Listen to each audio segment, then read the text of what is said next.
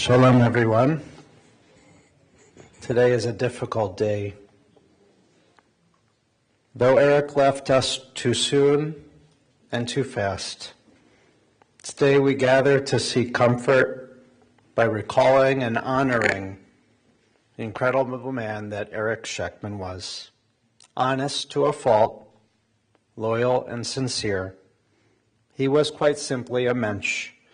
As we say, a gute neshama. He was kind and he was loving, incredibly resourceful, detail-oriented. If Eric made a promise, he kept it. He was a man who lived to help, and today we honor and remember the nicest man who gave his all every single day, because everything he did was just right. We cannot say this for every person, but our Eric was happy and he was content. He lived life on his own terms, and we should all learn to follow his example. We're now going to call up Rabbi Josh's, Rabbi Foster, and Rabbi Jacobs to chant our opening psalm.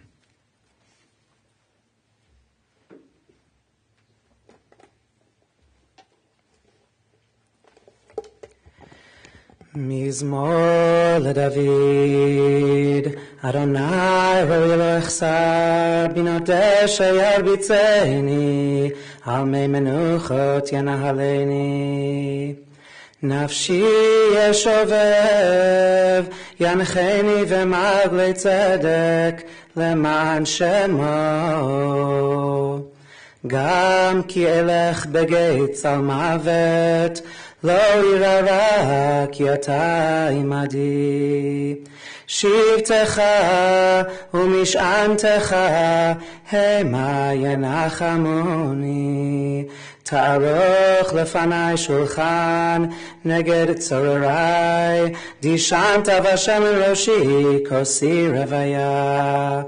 אך טוב החסד ירדפוני כל ימי חיי, ושבתי בבית אדוני לאורך ימים. The Psalm of David, the Lord is my shepherd, I shall not want. He makes me to lie down in green pastures. He leads me beside the still waters. He restores my soul. He guides me in straight paths for his name's sake. Yea, though I walk through the valley of the shadow of death, I will fear no evil, for thou art with me. Thy rod and thy staff, they comfort me. Thou prepare a table before me in the presence of mine enemies. Thou hast anointed my head with oil, my cup runs over. Surely goodness and mercy shall follow me all the days of my life, and I shall dwell in the house of the Lord forever. I just wanted to share a few brief words with you, Eric. Whenever you and Shira would come down to not to visit, I mean, this was another home, our congregation, but whenever you were here with us, you would stop me to tell me where we were in the Torah, that they were rolled, that the scrolls were rolled. You'd tell me which ark each Torah was in, and I would always stand there listening because I knew how much you cared and how deeply passionate you were.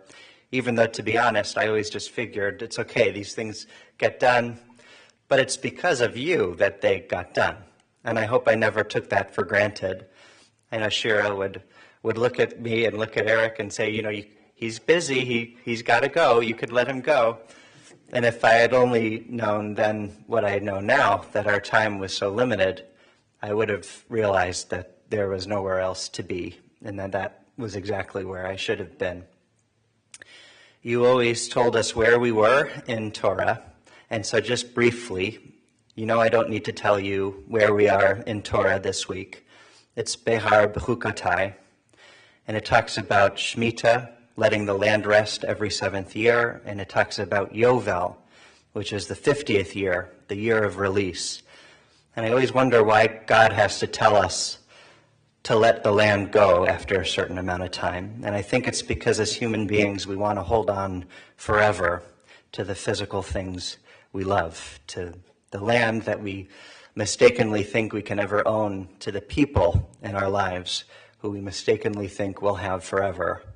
But we won't, and our Torah reminds us that we have to declare the year of release, that there's always an inevitable release, that nothing is permanent in physical terms, in a physical sense, that we're only sojourners here. Everything is temporary. But that's not entirely true. There are some things that are permanent. The love that you and Shira have, that's forever.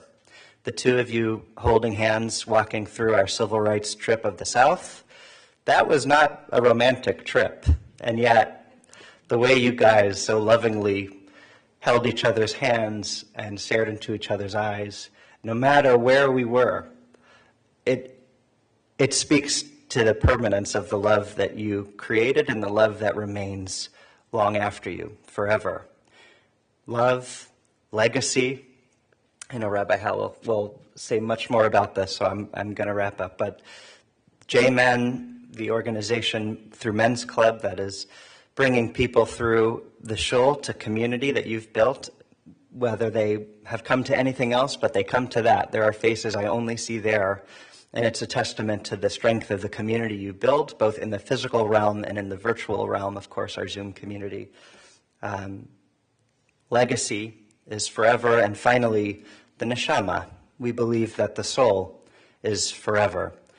Like the land that reverts back to its original owner at the end of our lives, our soul doesn't go away. It doesn't end. It just goes back to its original owner. So Eric, we love you, and while we'll navigate the valley of the shadow of death and letting go of your physical body, we always hold on to your legacy, to the love that you and Shira have built throughout your wonderful lives together, and to your neshama, which will guide our way.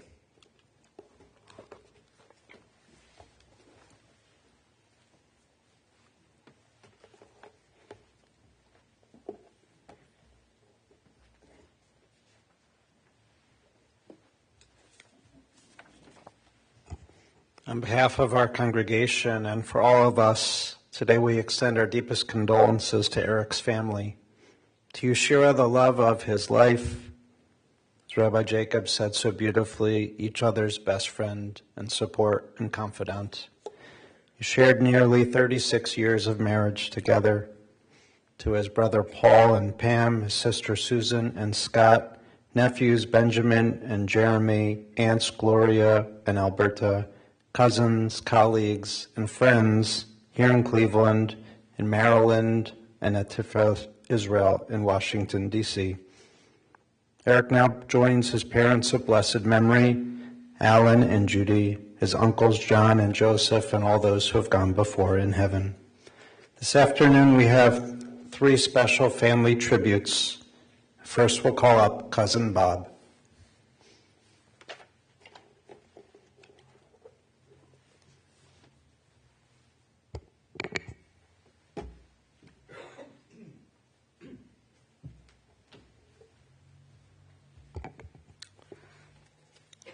Paul asked if I would address a few words to the family. I'm happy to do so.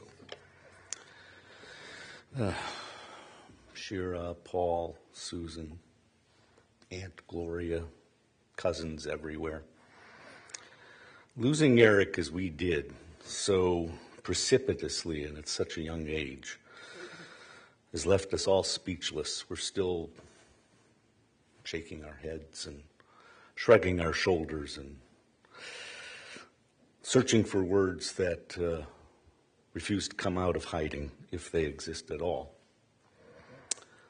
Losing Eric is a great shock, one that has the power to throw into question everything we know or think we know about the nature of the world and God and justice and how things are supposed to be. And Eric's loss is yet one more cruel blow to a family that has already endured many. In particular, the Schechtman wing of the family seems to have been singled out for especially brutal treatment at the hands of fate. So far, we are speechless, at a loss for words, bereft of understanding, And truthfully, understanding may never be fully realized, no matter how much time passes. But I know this family.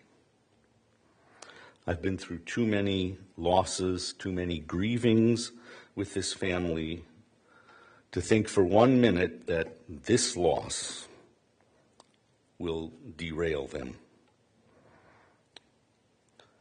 I know how this family grieves, the incredible strength the bond generates for its individual members. And I know, more importantly, how this family celebrates. I know how grounded it is and how firmly it embraces and affirms life, and how masterfully it generates joy. And so I know that all of us will come through this. It'll take time. Much grieving must be done, much wrestling and questioning and reevaluating, but I know we'll all come through, whether we achieve understanding of these events or not. Even if the words that would explain the why of losing Eric remain forever hidden, we will emerge whole on the other side of this inexplicable grief.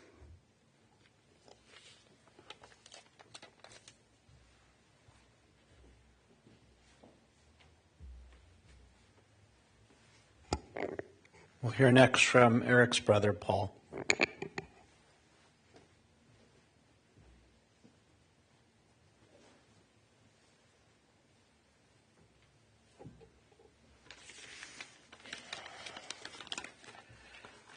First of all, I want to thank everybody for being here. It means a lot to both Shara, my sister, and myself. I also want to thank Johns Hopkins Suburban Hospital, Bethesda, Maryland, and Montgomery Hospice for taking such thoughtful care for both Eric and Shara last week in very trying times. And I also want to thank the B'nai Yeshurun family that both Eric and Shara came to know in the past 5 years for all their support and friendship. Today we gather to honor and remember a remarkable brother, husband, friend, whose life touched so many of us in profound and meaningful ways. As we reflect on the journey of our dear Eric, we find ourselves awash with a mixture of both sorrow and gratitude. Sorrow for the loss, gratitude for the rich memories and moments we shared. Most of you here know Eric in the last 5 years. So I thought I'd touch base on what I call it BS, which means before Shara. So Eric was born, and when he was born, we lived on East 186th Street. And at the time he was born, which was 1956, Dad probably started working at Temple on the Heights in probably 1958. So we've been part of that family for a long time. But his early years were marked with 4 distinct interests. From his Uncle Joe and his father, photography. He was crazy about the Apollo space program. He lived and died like we all do with the Cleveland sports teams. And his Judaism. We'll touch base with the Judaism a little bit later. My sister and I were talking.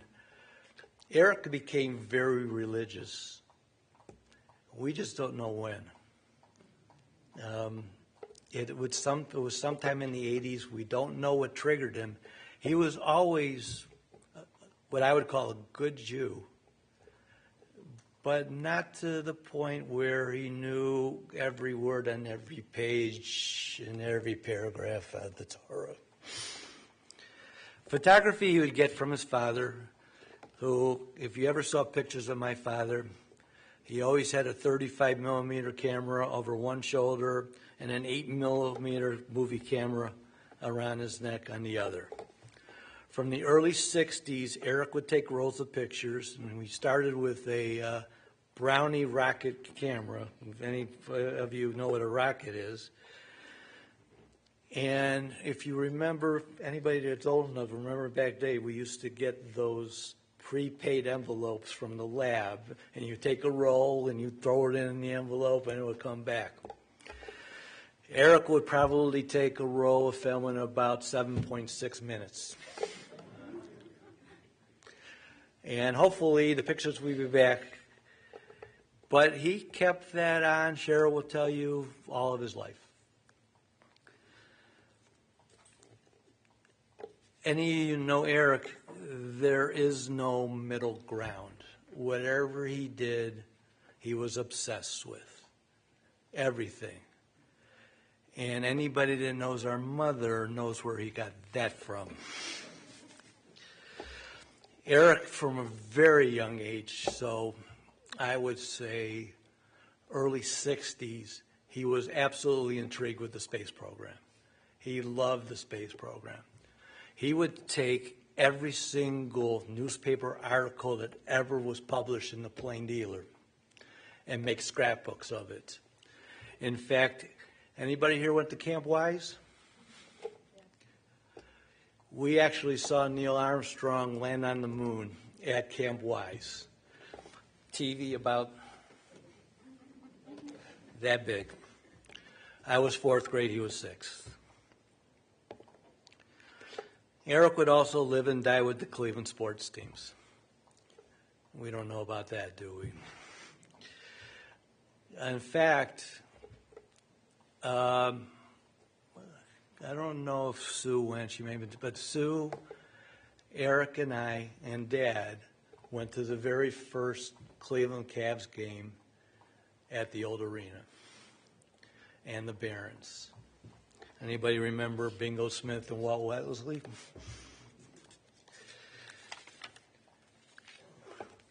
He also was really fond of baseball. We all play baseball, as everybody does. The Indians, and they're still the Indians, they had something called the grandstand managers. Everybody hear of the grandstand managers? Well, I know that we didn't go to the grandstand managers every year on my grades. But Eric got it, so we were able to go to grandstand managers. The other thing is, Eric, one of his tributes is very sensitive, cannot take disappointment whatsoever. But we're old enough to remember the '64 Browns team. We also remember the '65 team that lost. It took him 6 to 8 weeks to get over that one. Luckily, he's lived out of town way before 1999.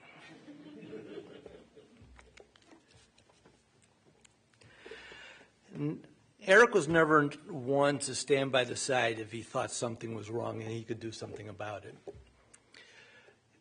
I've been doing genealogy in our family for a while now. And what I did one day, I was down at the Cleveland Public Library, and I just tickled Schechtman to see what comes up. I found 4 newspaper articles in the 1970s written by Eric Schechtman to the letters of the editor. Eric complained in the 70s that the Indians, this is the 1970s, should not build a new ballpark. They should stay in Municipal Stadium. He also wrote, I'm glad everybody's sitting, that the government needs to do something about the oil crisis because it's unfair that gas went from 50 cents to 65 cents. Eric graduated from Ohio State in 1980 with a degree in computer engineering. He was first in computer science, and my cousin Evan suggested it doesn't matter what you do, but if you have the term engineer behind, you can go anywhere and do anything. Eric was one of the founding members of the AE Pi fraternity on campus. Because his degree was so sought out at the time, Eric was able to fly all over the country for interviews. He probably had 10 to 15 interviews. Now, this is 1980, okay? He graduated, in June. You started interviewing in January. Only Eric could shyster Bell Laboratories to fly him out to Los Angeles, pay for the flight there, pay for the flight back, pay for the hotel room, and in between his interviews, he went to see Ohio State in the Rose Bowl.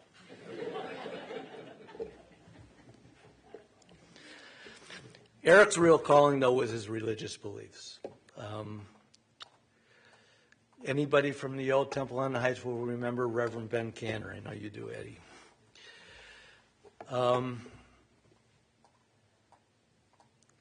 We all remember what I call the Big Four. The Big Four was Rabbi Rosenthal, Rabbi Rube, Cantor Meisels, and Reverend Ben Cantor. When we were elementary school, we used to go to Friday night services every Friday night. And Cantor Meisels was so nice to us. We did something for him what we thought was the best thing since sliced bread. We were able to take the Kiddush cup and actually wash it out.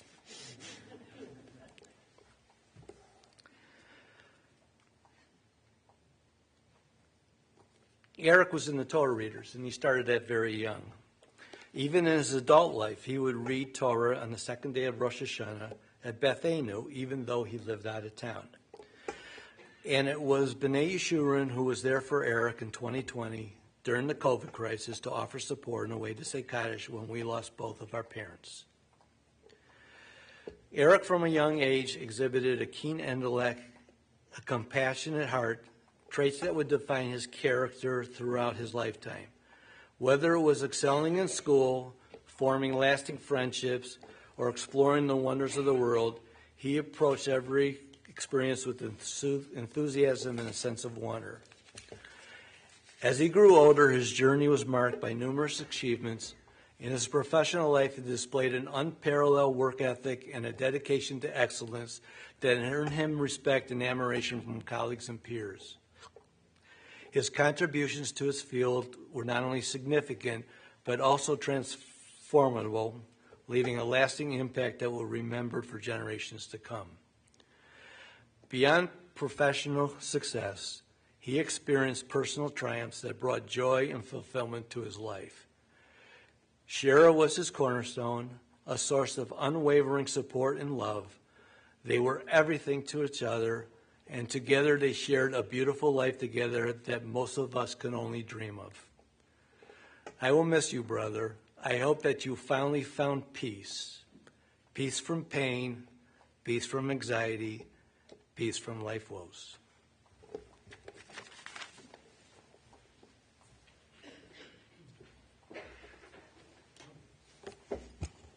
And our final tribute is by Shira.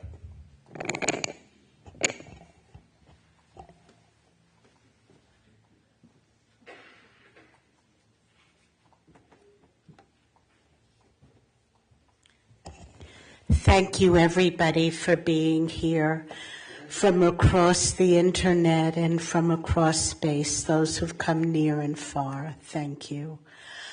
Eric and I just loved being together. It was as if we created a whole country of our very own, filled with our own history, customs, and even a special language for two. There were the July 4ths on the dock on the Potomac with Eric's signature barbecue chicken, the pre-COVID escape to the Eastern Shore, the pilgrimages to New York, Florida, Cleveland, the Canadian Rockies, Scandinavia, Spain, the Far East, Hawaii, New Hampshire, and Israel, and wherever there was a shoreline.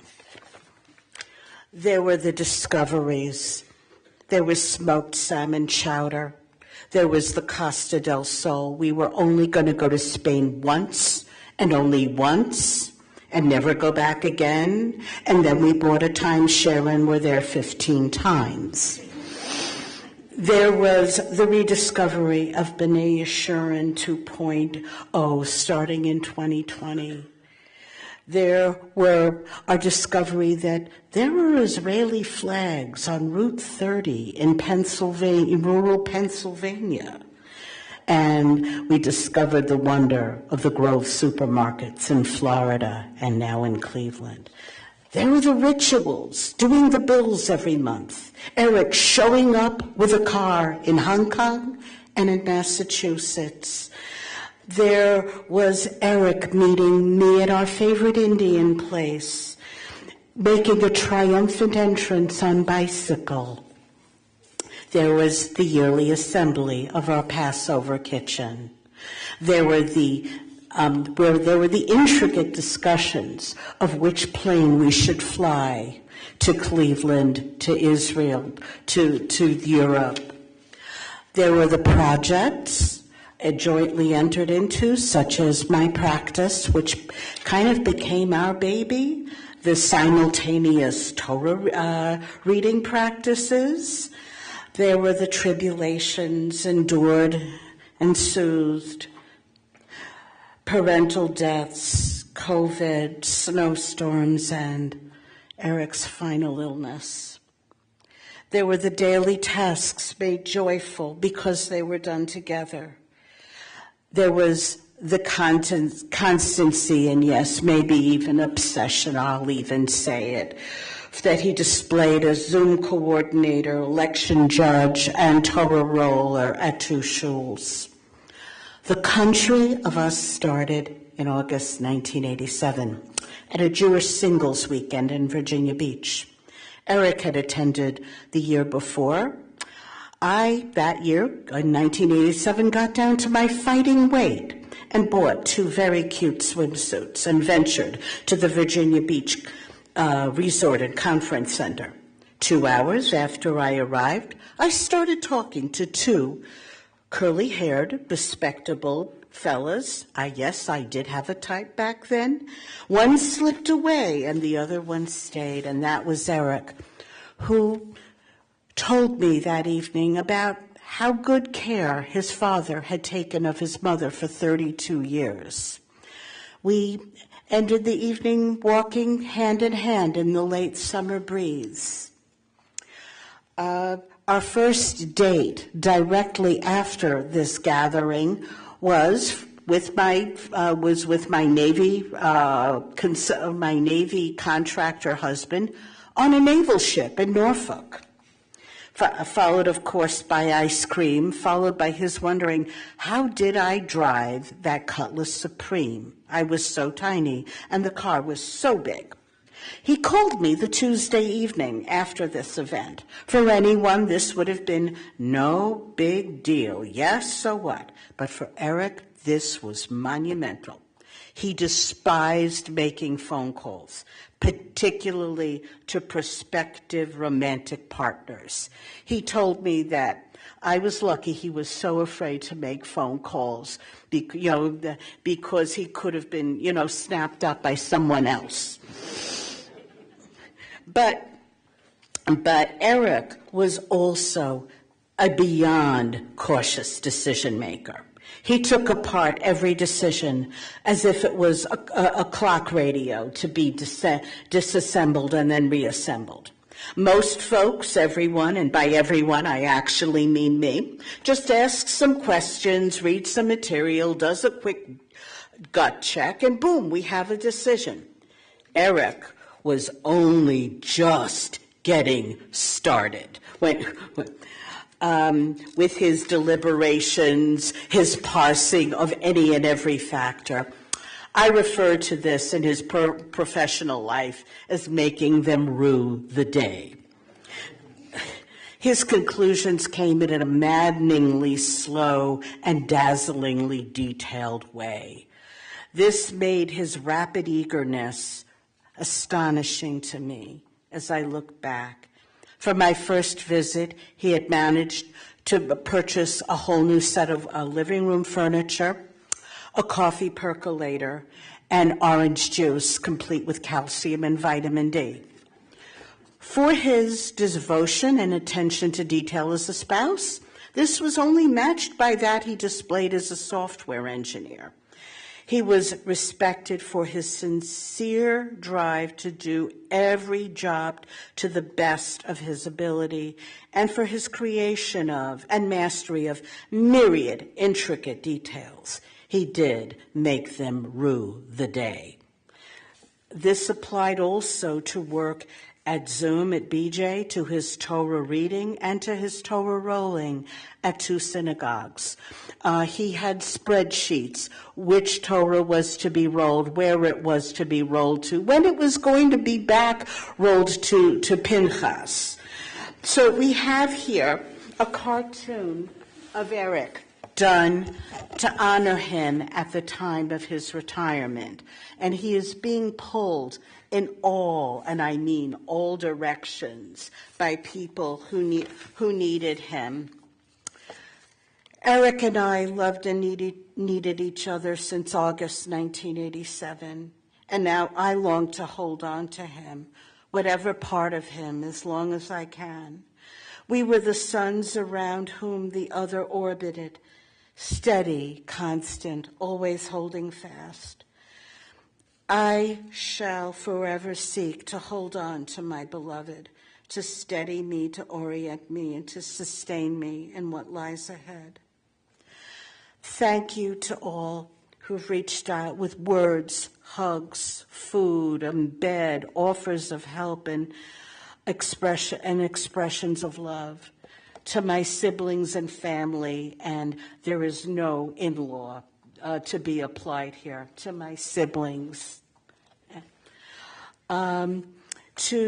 for unfathomable help and comfort, to the Chevra Kadisha at Tefereth Israel, our Washington shul, who prepared Eric for his final journey, to all dear friends who traveled through space and through time and the internet to be with us, and for the love that you have borne for Eric. Thank you.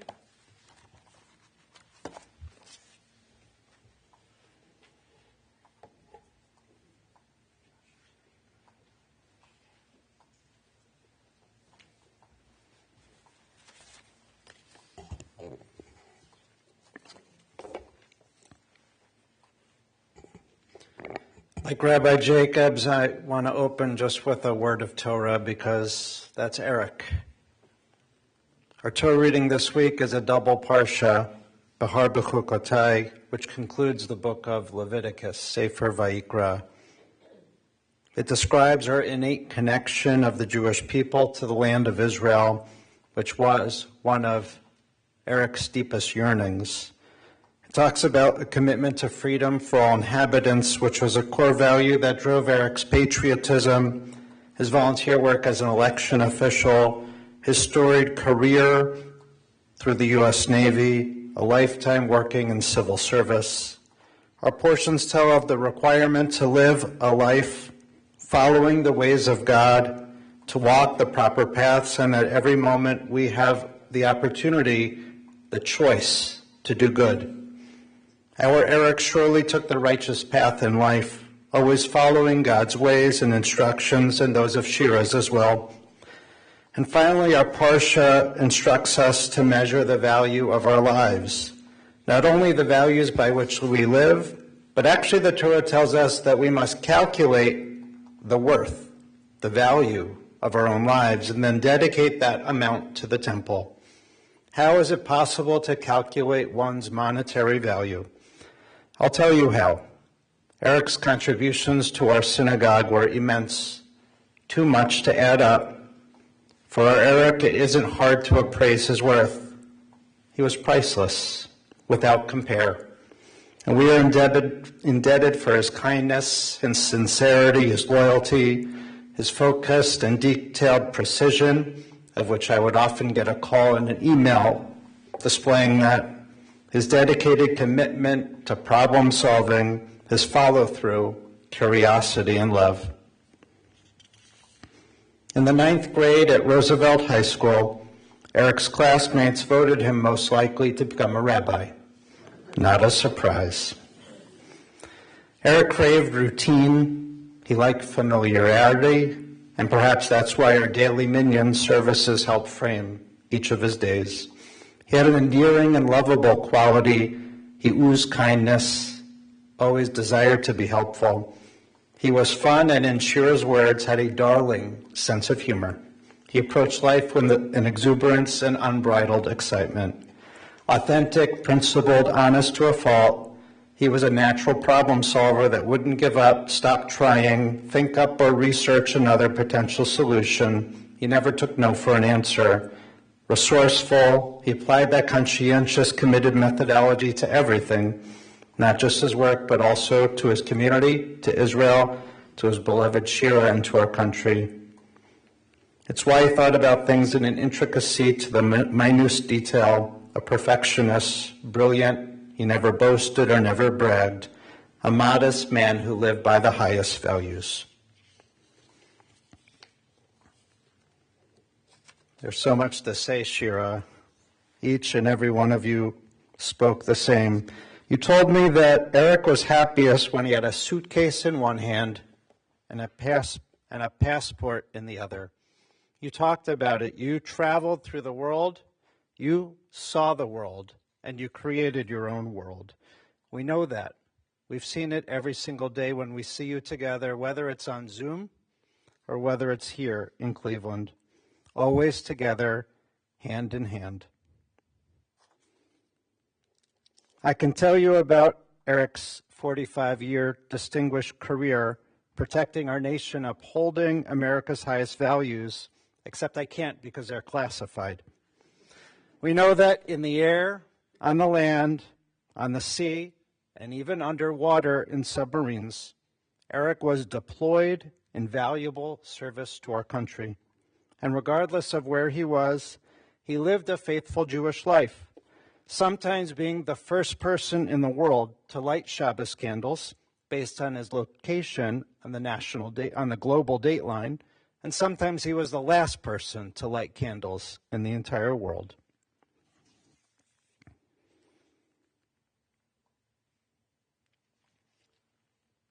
We're so grateful that Eric and Shira made Cleveland their second home these last 5 years. Not just emotionally, not just virtually, but literally putting down roots back home here in Cleveland. Though you still live most of the time in Maryland, you were always so present here, traveling regularly, sometimes multiple times a month, to participate and to lead. For you, our synagogue became family. And there's so many ways I could list them for the next hour, but just a few: a daily presence in our minyan twice a day, Zoom master, Eric as our men's club co-president, sitting on our board of trustees, Torah reader, Shira celebrating her bat mitzvah, both as regular learners, minyaneers, Torah readers, and Haftorah chanters. I said this to you yesterday, and you asked me to say it today. Eric made me a better rabbi. He left an indelible mark on our congregation. I don't say that lightly, that Eric made me a better rabbi, and for that I am eternally grateful. Not just because Eric and Shira put their faith in me to be their first to sign up and join our trip to Israel, paying their deposit when it was in the midst of a horrible war. Not just because you participate on a daily basis from afar. Eric made me a better rabbi for 3 reasons that I'll share. The first is that he took on an incredible amount of responsibility as a volunteer. This shy man, new to our community, that knew literally no one except a few people that he remembered back from his Heights Temple days or from Ohio State. He jumped in with both feet. He helped out behind the scenes in so many ways. He made me a better rabbi because through his hours of volunteer work that he did for us, all the clergy could focus more on other pressing needs in our community, being there to support our congregants.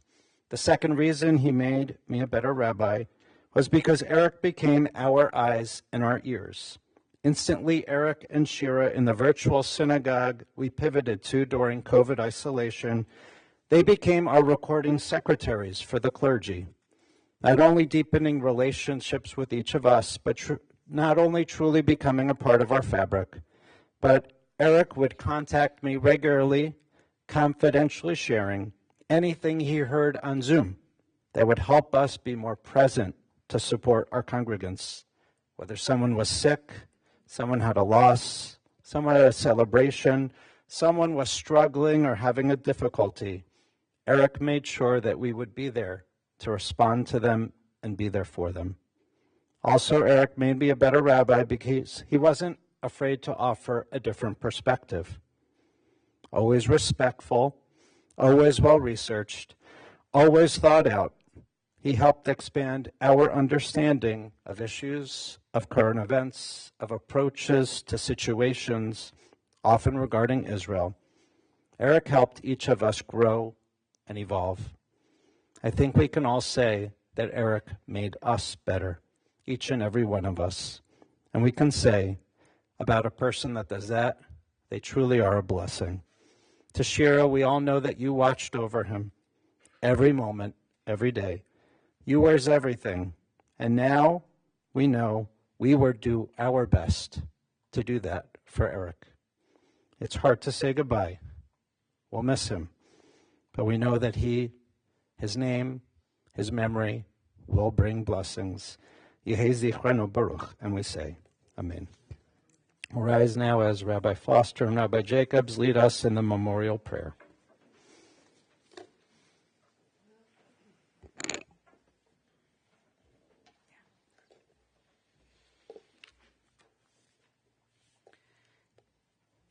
El Malei Rachamim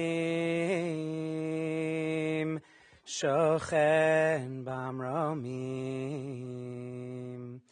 Hamtzeh Menucha Nechona Tachat Kanfei HaShechina B'ma'alot Kedoshim U'Tehorim Kezohar HaRakia Mazhirim Et Nishmat Aharon Ben Avraham Abba Vegetel Shehalach Leolamo Began Eden Tehei Menuchato Ana Ba'al Harachamim Hastirehu Beseter Knafecha Leolamim Utzror Bitzror HaChayim Et Nishmato Adonai Hu Nachalato V'yanuach b'shalom al mishkavo, v'nomar Amen.